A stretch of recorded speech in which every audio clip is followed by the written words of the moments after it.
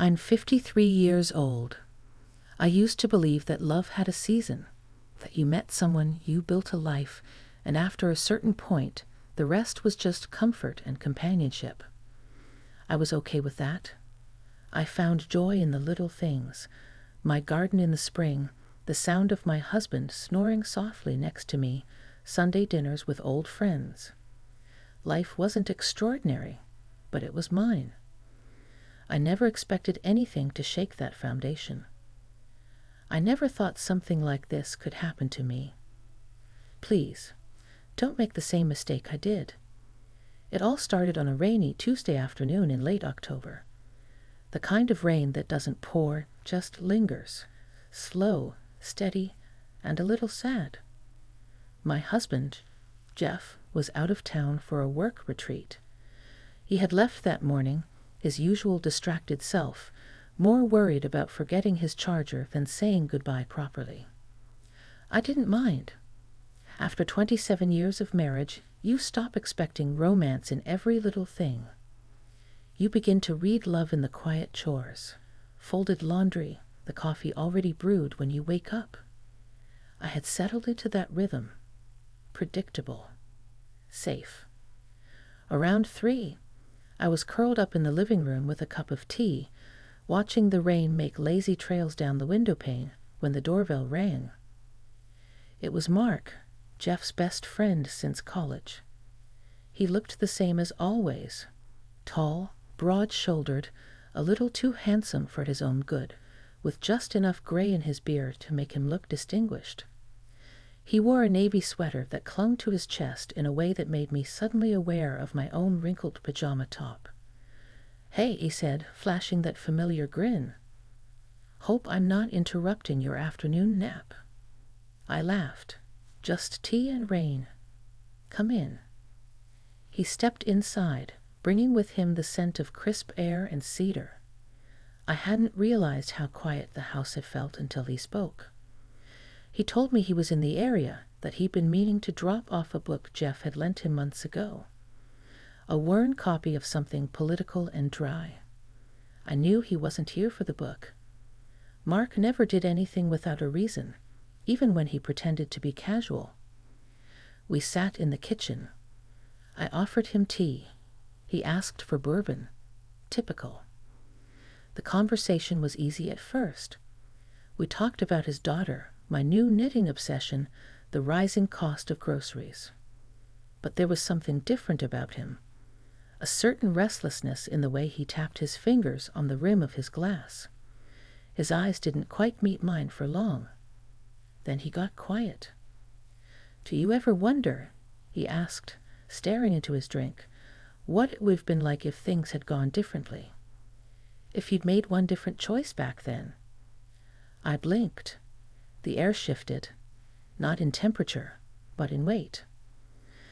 "I guess everyone wonders that," I said carefully. "But I try not to dwell on it." He nodded, then looked up.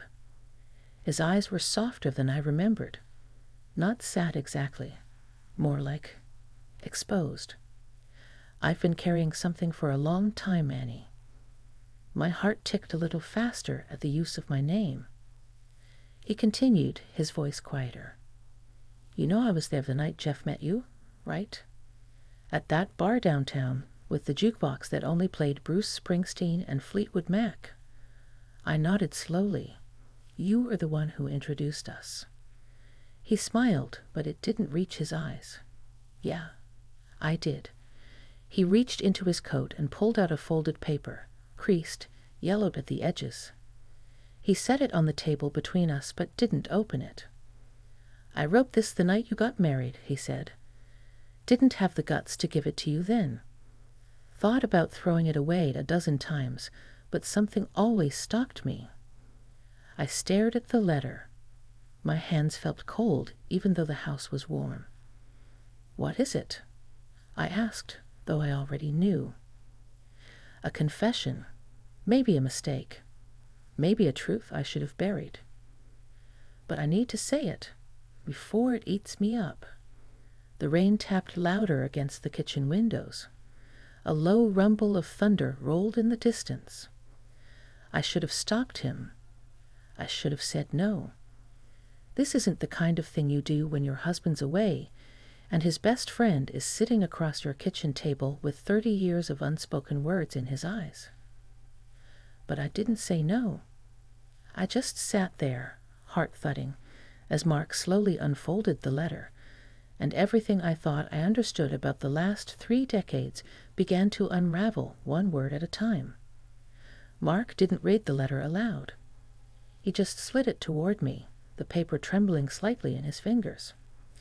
I hesitated before picking it up, my hands uncertain, as if touching it would make it real, as if the past could be rewritten just by opening a page. I glanced up at him. "Are you sure?" He nodded. "Just read it, Annie. Then we'll talk." So I did. The letter wasn't long, maybe a page and a half, written in neat, familiar handwriting. The kind I'd seen in birthday cards and old college postcards Jeff used to bring home. But this wasn't a card. It wasn't a joke or some casual sentiment passed between friends. It was raw.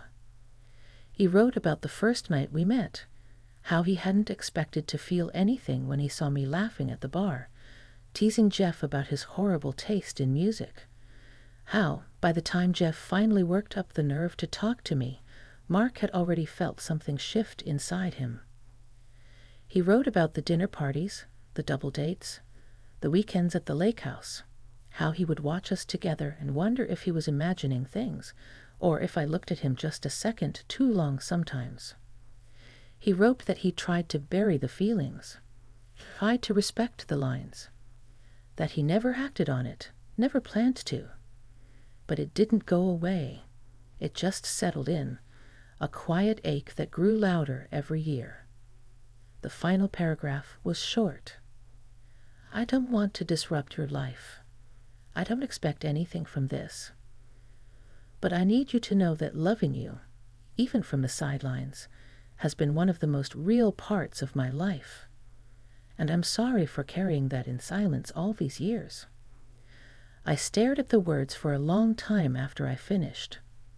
My eyes burned, though I wasn't sure if it was tears or the weight of something I hadn't seen coming. When I finally looked up, Mark was watching me, his expression unreadable. Not hopeful.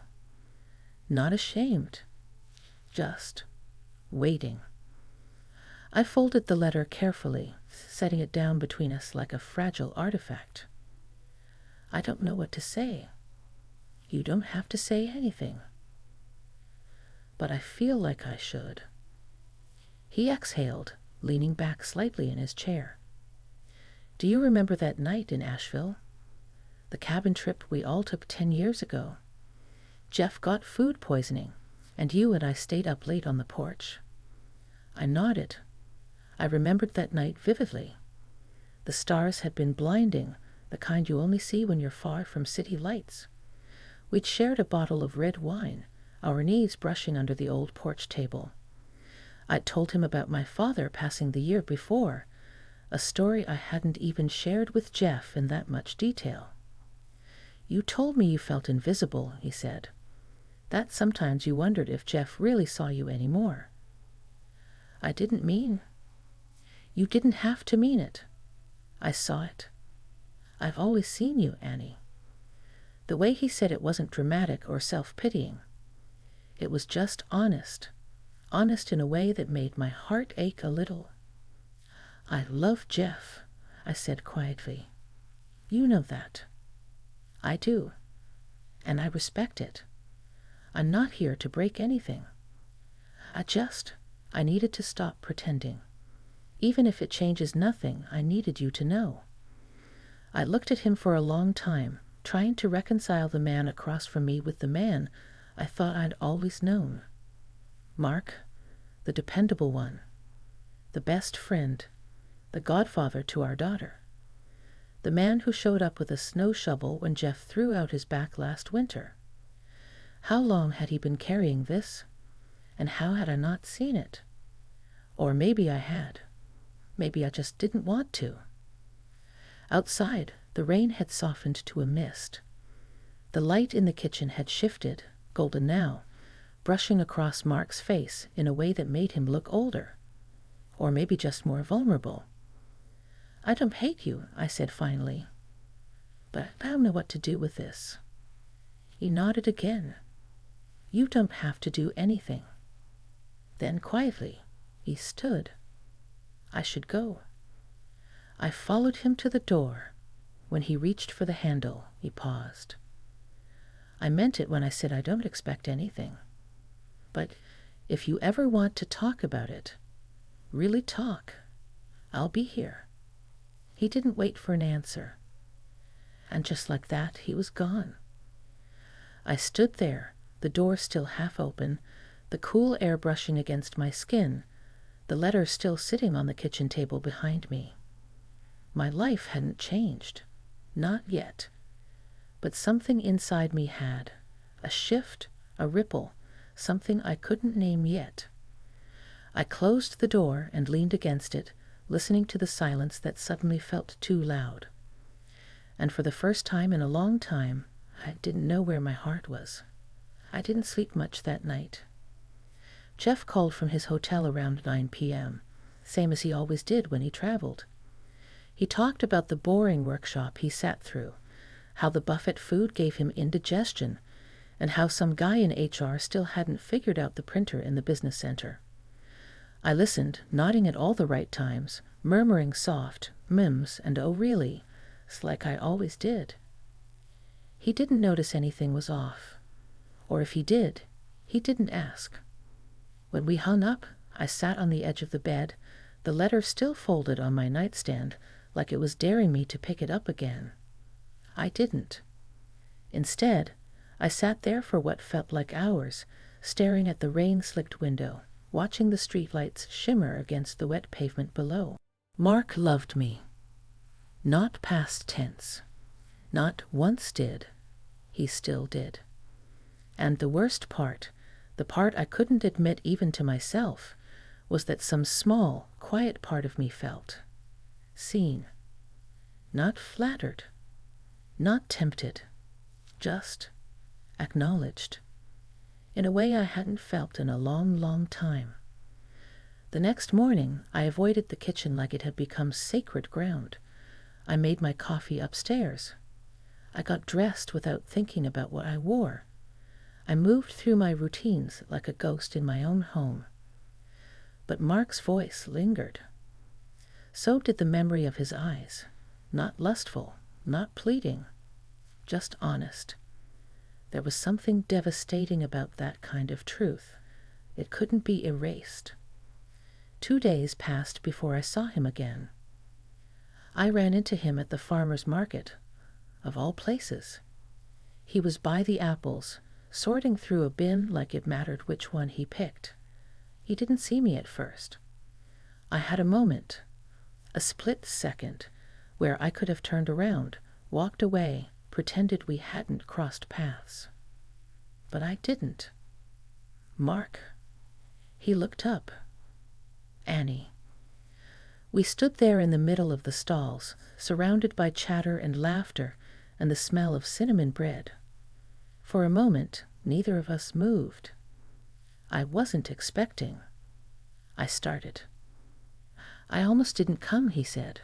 "Figured it was safer to avoid the place for a while." I gave him a sad smile. "Probably wise." He shifted his weight.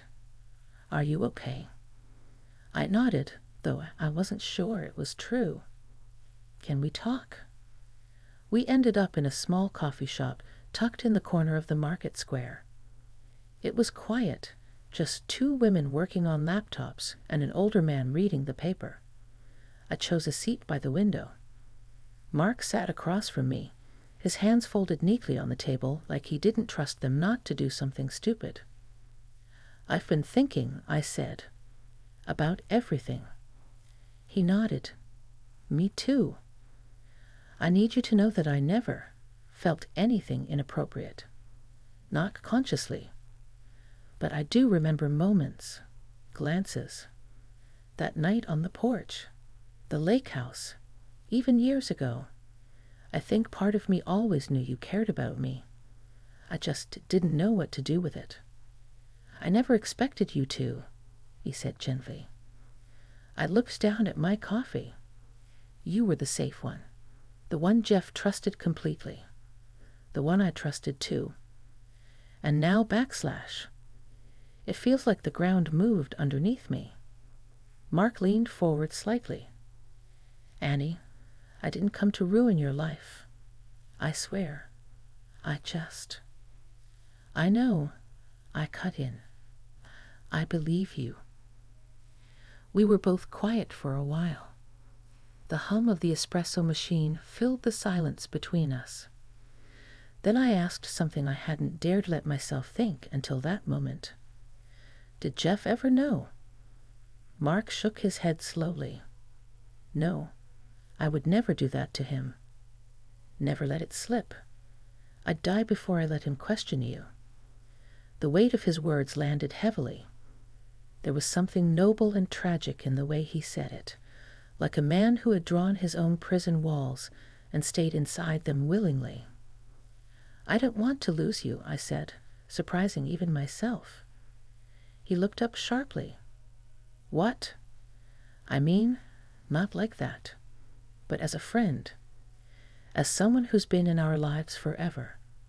I don't want this to turn into silence or awkwardness or some unspoken wound we carry around." His eyes softened. "I want that too. More than anything. I don't have an answer for you, Mark. I'm not leaving Jeff. I'm not rewriting the past. But I'm also not pretending I didn't feel something when you said those things." He reached across the table then, not to hold my hand, but just to place his palm flat on the wood between us. An offering, not a demand. "That's enough for me." And in that moment, I believed him. We didn't hug. We didn't touch. But we walked out of that cafe with something new between us. Not romantic, not dangerous, but deeply human. The kind of connection that doesn't fit neatly into any box. As we stepped into the sunlight, I looked at him and said, "Let's just take this one day at a time." He smiled. "I've been doing that for 30 years. Jeff came home that Sunday evening, suitcase in one hand, a tired smile on his face. I met him at the door, hugged him a little longer than usual. He didn't say anything about it, just kissed my cheek and told me how awful the hotel pillows were. Dinner was quiet, comfortable. I watched the way he talked with his mouth full of mashed potatoes, the way he instinctively rubbed his shoulder where it always ached after a flight. Familiar habits, worn edges, the man I had built a life with.